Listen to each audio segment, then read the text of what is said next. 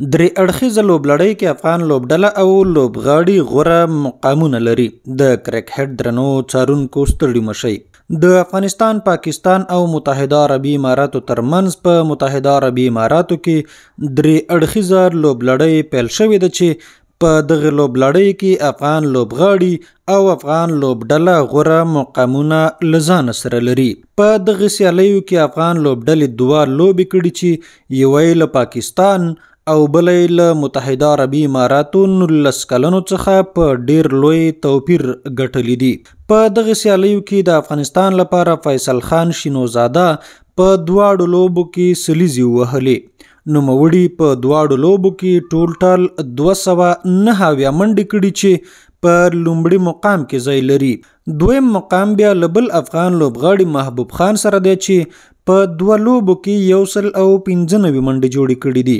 دریم مقام له عثمان خان سره دی چې په دوه لوبو کې نوموړي د پاکستان په ګټه 190 منډې جوړې کړي دي.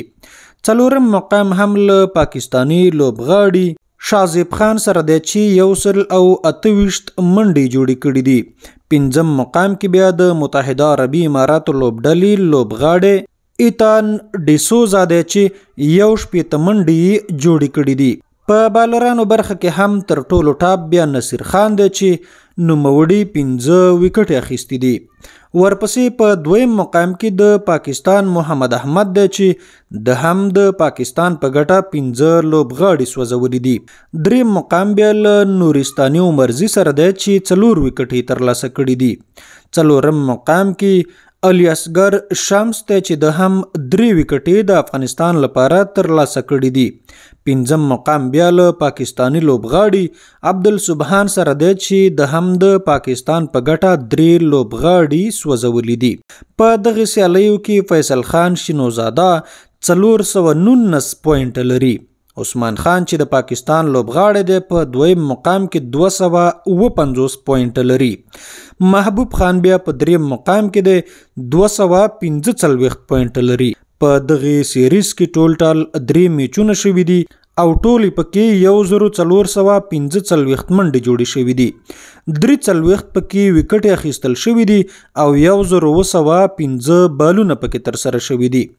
99 څلوریزې 33 شپږیزې پکې وهل شوي دي.